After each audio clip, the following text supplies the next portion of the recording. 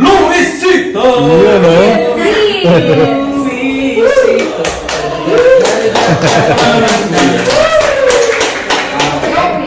Pakilakasan ko ya. So here's Luisito. Ano ang kwento? Alligator baby po. Alligator baby. Anak ko yan. Galingan mo ha. One night, Kristen's mother woke up and yelled, "A baby, a baby! I'm having a baby!" Kristen's father jumped up and zoomed around the room, got dressed and grabbed Kristen's mother by the hand. They ran downstairs to the car and drove really fast. Vroom! Unfortunately, they got lost. They didn't go to the hospital. They went to the zoo.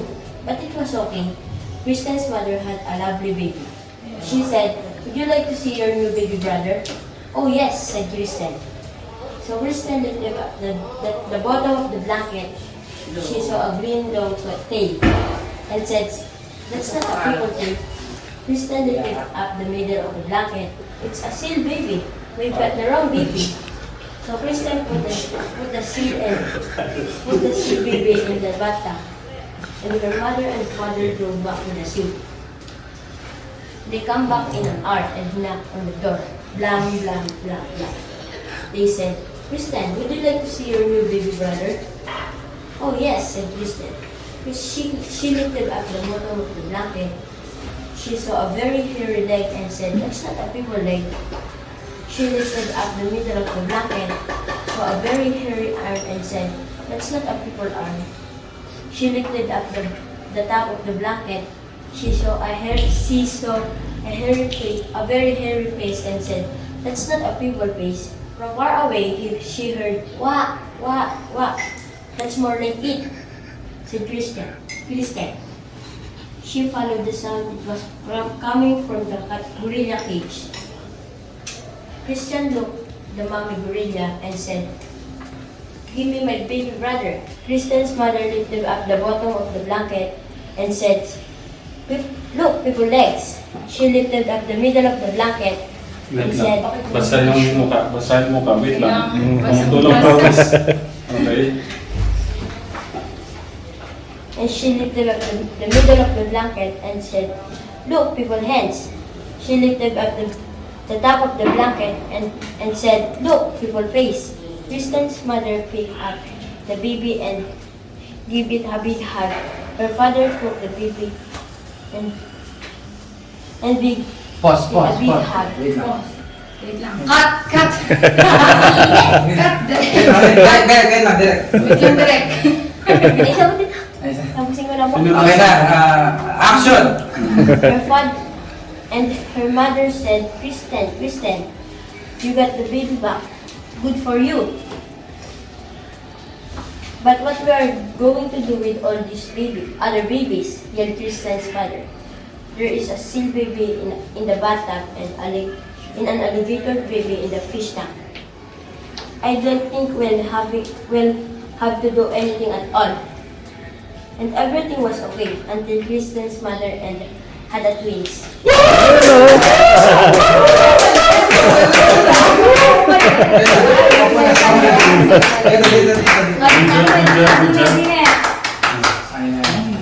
Isang buong libro yun, ha? Kaya nga. Ilang minuto lang. So, anong masasabi mo, Kuya Luis? Huwag ka ano, nakayo ko. Kuya, pakita mo yung mukha mo. Tatira, kailangan talaga ng aircon. Ayan, so... Good job. Good job, Luis. Pagpatuloy mo lang. Kaya yung ginagawa niyo lahat, no? Tuloy-tuloy lang. True. Okay. Na-overcome mo na yung ano mo, yung pag-exciting. Ayun. Last but not the least! Last but Kuya not Dave! Kuya Dave! Kuya Dave! Punta ka na dito. Yan. Parang tayong damit, ah. Alam ko din po yan. Alam ko din po yan.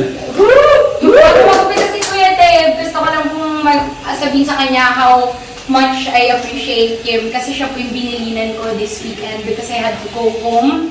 Meron po akong kailangang gawin. So, I had to tell Kuya Dave na siya yung mag-lead sa mga kapatid niya, kasama niya dito na. Pero binilan ko po sila kay Kuya Dave. And good job, Kuya Dave. Lahat ay gumawa ng kanilang dapat gawin. Good job! Ayun, no?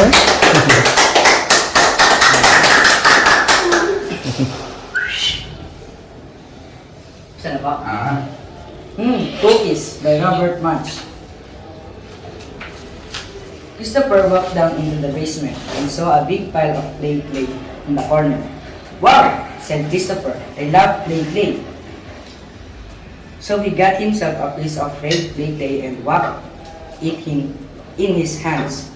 Whap, made it nice and round. Swish, sprinkled it with sugar. Chick, covered it with yellow icing. Click, and put some raisins on top. Plunk. Then Christopher went upstairs and said, Mommy, look, Daddy made you a cookie. Oh, said his mother, that's so nice. I didn't even know he could cook. So she picked up that cookie and took a big bite. Crunch. And she yelled, yeah, play. She ran to the bathroom and washed out her mouth for a long time. While his mother was washing out her mouth, Christopher got himself another piece of red play. He whacked in his hands. Whap! Made it nice and round. Swish! Sprinkled it with sugar. Covered it with yellow icing. Click! And put some raisins on top. Plunk! Then he went upstairs to find his father. Wait, commercial din. Grabe. Nga ba? Christopher said, Daddy, look, Mommy made you a cookie. Oh, said his father, that's so nice. It's been a long time since your mother made me cookies. So he picked it up and took a big bite. Splash! And he yelled, yeah, play. That cookie tastes so bad. He ran to the bathroom and washed out his mouth. By the time his father and mother came out of the bathroom, Christopher was late for school, so they called up the teacher and said, Christopher's giving people play cookies. Don't worry, said the teacher. I know just what to do. She got herself some red play and whacked it in her hands. Whap! Made it nice and round. Swish! Sprinkled it with sugar. Covered it with yellow icing. Dip and put some raisins on top. Plunk! Then she put the cookie on Christopher's chair. When Christopher came in, he said, Look at the lovely cookie. She picked it up and took a big bite. And he yelled, Yeah! Play! That cookie tastes so bad. He ran to the bathroom and washed out his mouth. When Christopher came back for the bathroom, the teacher said, And now, would everyone like to make some real cookies? And the class yelled, Yes! And when Christopher was done with his cookie, he took it home to give to his mother and father. Yun o! Ang galing naman! Mabasa talaga. Ito na. Kuya, Grabe. Ang galing! Good job, kuya! Galing ni Kuya Dave. Natapos agad? Natapos agad? Humingi lang ako, tapos na. Ano yun, isang buong book yun? Yes, isang buong book po. Lupit mo? Lupit. Hanep. At good job, kids. Good job! Good job. Tatay lang, ano syempre bilang tatay, syempre gabi-gabi kasama mo rin sila. So anong masasabi ni Tatay Ram? Another advice sa mga kids natin ngayon. Ano lang. Ano naman nandun naman yung nakikita ko naman yung pagpupursige, Yeah. yung gusto nila matuto. Minsan minsan sa oras kasi basketball. So normal lang po yun sa mga bata kasi yun talaga yung gusto nilang laro. Doon sila masaya. So gusto ko din kasi lagi din silang masaya. Kasi yun yung parang ayaw ko namang araw-araw aral tapos walang gano'n. So yun Balance lang. Balance lang. Nagkakaroon lang sila ng terror teacher. Pagkagabi, yan si Tatay lang. So Ganda naman yung horror na ginagawa. parang kagabi nga po tinesting ko kaso hindi kinaya si Kuya kasi nakahangi. Hindi sila sanay na magalit ako eh. Ay, alam nila prank agad eh. Pero pag galit na si Tatay Ram, alam na. Alam. Pero alam nila yung galit talaga ako. Alam nila yung parang naggagawa lang ako na Yung tawa ni hindi ko Joy. maano eh. Naghahalo sa tawa niya siyempre. Yung kanila. Good job, kids. Good job. Ano lang, gusto ko lang din sabi nga ni teacher kanina, pa-thank you kay kuya niya. Pa-thank you kay Kuya Dave. Nakikita ko naman yung pagiging kuya ni Kuya Dave. Yung ito lang, i-share ko na lang din. Sa mga nagko-comment po na ba't lagi suot po ni Kuya Dandan yung mga damit, ni Kuya Tipoy. Hindi lang naman po si Kuya Dave, yung damit din ni Kuya na si Kaso. Kasi ang magkadamit po si Kuya Dandan at Kuya Dave. Tapos magkadamit itong dalawa, kaya sila po yung nagsusuotan ng damit. Si Kuya Dave po talaga, wala akong kaselan-selan sa ano yan. Kaya... Siya mismo kasi. Siya mismo.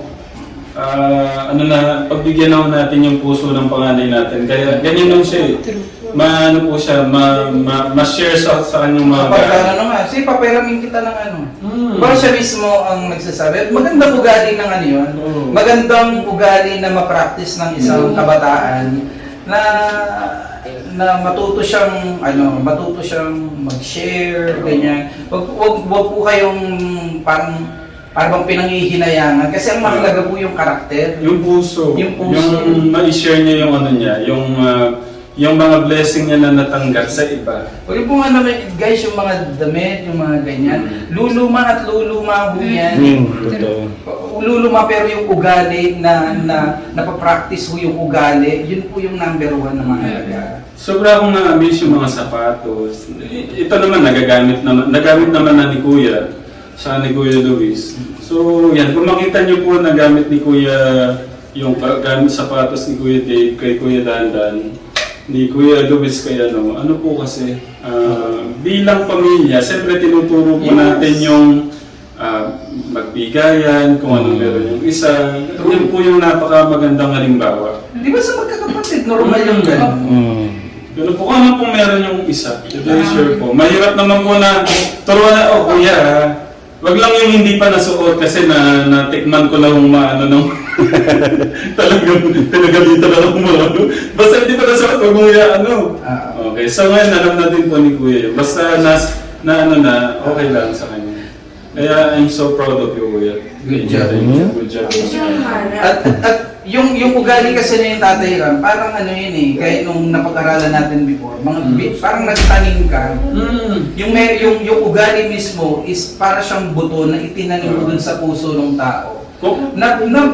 Maaari, gawin din niya, di ba? Kung parang, wow, grabe, pinahiram ako ng ganito, naitanim niya sa puso niya. At parang araw, pag yun ay tumubo sa kanya, mamumunga rin. Ako nga, tinulungan ako. Ako naman yung tutulong. Di ba guys, huwag mo nating panghinayangan yung mga gawang mabuti dahil yun yung pinakamahalaga po sa lahat. At gusto po ng ating Diyos yun. Maniwala po kayo. Kahit di na sa Biblia, hindi na sa ang sarap ng pakaramdam na alam pa lang ng bata. Alam niyo yun kasi, sa mga magulang namin, parang yun po yung nakuha kasi namin eh. Yun po yung nakuha namin. Yan yung kanalakhan namin sa mga magulang ko na kung ano yung pagmamahal bilang isang pamilya. Yun yung napakasarap mong maitanim sa mga anak mo. Hindi yung kayamanan kasi yung kayamanan pwedeng magtrabaho ka, makukuha mo yun eh. Pero yung yung laman po nito, tsaka ito, importante po yun. Yung laman po ng mga puso ng mga bata. Yun po yung importante po lahat. At syempre, sa mga huwag po kayo, sobra po namin pinapagpasalamat sa lahat po nung syempre nagpapaabot ng gift sa mga kids po natin. Sobra po namin na-appreciate po yun. Pero ganun pa man, kung ano po yung decision syempre nung mga bata bilang kanilang tugon, di ba? Na pagmamahal sa kanilang kapwa. Tama pala yung yung askal ba yun? Puso! Askal ba yun? Yung basketball, Puso! Yan ang pinakauna sa lahat. Basta sa lahat, proud na proud ako sa inyo, Kuya Dandan.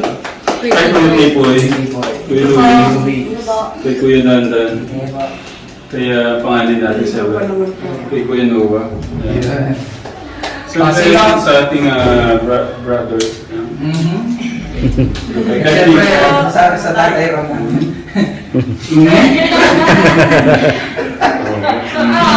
Group Sarap lang. Basta na po, yun lang po ang itanim natin sa mga anak natin. Yes. Yung kabutihan ng puso. Kahit wag na po yung yaman. Pwede napakaganda rin nun. Yung Pangalawa na lang. pangalawa. Pero importante sa lahat, maitanim po natin sa puso nila yung pagmamahal ng ating Diyos. Yan. So paano? Magpaalam na tayo. Let's say goodbye. Kapwani, dito. Ayun. Teacher, sama na tayo. Tamahan ako ba? Paano ba?